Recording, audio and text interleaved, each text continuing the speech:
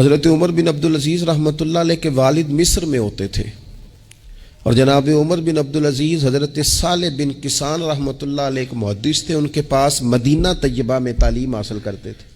تو آپ نے اپنے استاد صاحب کے پیچھے عصر کی نماز پڑھی تو ایک رکعت آپ کی لیٹ تھی، اٹھ کے آپ نے نماز پوری کی تو حضرت صالح بن کسان محدث تھے، عالم تھے، حدیث پاک کو جاننے والے۔ وہ حضرت عمر بن عبدالعزیز سے کہہ رہے ہیں بچپن ہے اور والد مصر میں۔ انہوں نے پوچھا بیٹا کہاں تھے؟ نماز میں ایک رکعت میں نے دیکھا کہ آپ نے دیر سے نماز پڑھی ہے۔ تو عرض کرنے لگے میں حضور کنگھی کر رہا تھا۔ بعض بچے آئینے کے سامنے کھڑے رہتے ہیں پھر بڑی بڑی دیر ہی کھڑے رہتے ہیں۔ کنگھی کر رہا تھا تو ذرا دیر ہو گئی۔ حضرت صالح بن کسان رحمۃ اللہ علیہ نے ان کے والد کو مصر میں خط لکھا، فرمانے لگے جوانی بھی ہے، موقع بھی ہے، فرصت بھی ہے، اور ابھی بھی آپ کا بیٹا جماعت سے نماز نہیں پڑھتا۔ مصر میں خط گیا۔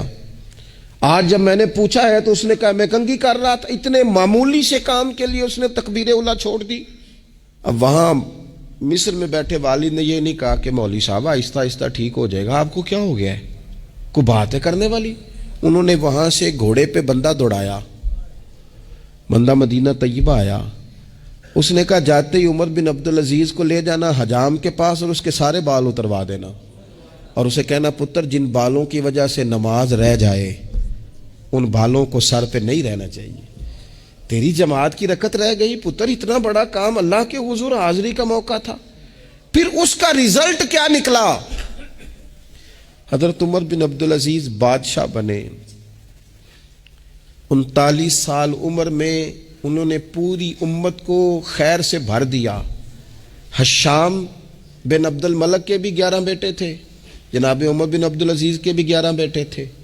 حشام جب دنیا سے گیا تو ہر بیٹے کو 10 لاکھ دینار آئے، اور جناب عمر بن عبدالعزیز جب دنیا سے گئے تو 11 بیٹے تھے اور 6 دینار تھے۔ اور جاتی دفعہ کہنے لگے پتر اپنے باپ پہ شکوہ نہ کرنا، تمہارا باپ بزدل تھا، 2 رستے تھے، یا تو میں اپنے لیے جہنم کٹھی کرتا اور تمہارے لیے جائیداد بناتا، لیکن میں بزدل تھا، دوزخ سے ڈر گیا، میں جائیداد نہیں بنا سکا، اپنے باپ کو معاف کر دینا۔ تو بچے کہنے لگے ابا جی ہم جس گلی سے گزرتے ہیں لوگ اٹھ کے کھڑے ہو جاتے ہیں کہ نیک باپ کی اولاد جا رہی ہے، اچھے باپ کے بچے جا رہے ہیں، ہمیں کوئی ضرورت نہیں جائیدادوں کی۔ وہ شخص جو یہ بیان کرتا ہے نا کہ 6 دینار چھوڑ گئے تھے، وہ کچھ کفن دفن پہ لگ گئے، کچھ اور کسی کام لگ گئے، 6 دینار کل بچے بچوں کے پاس، 11 بیٹوں کے پاس۔ لیکن وہ شخص کہتا ہے وہ جو 10 لاکھ دینار حشام بن عبد الملک کے بچوں کو آئے تھے، وہ مسجدوں کے سامنے بھیک مانگا کرتے تھے، کیونکہ جب بچوں کو بنا اس طرح کا دیا گیا کہ کھانے میں پینے میں موج میں اڑا دیا مال، اور یہ جو 6 دینار 11 بیٹوں کو دے کے گیا، رب نے اتنی برکت دی کہ ایک ایک بیٹا ایک ایک وقت میں 100 گھوڑے مال کے بھرے ہوئے رب کے رستے میں خیرات فرمایا کرتے تھے۔ اصل دولت اولاد ہے، اصل دولت اس کا اخلاق ہے، اصل دولت اولاد کی اخلاقی تربیت ہے۔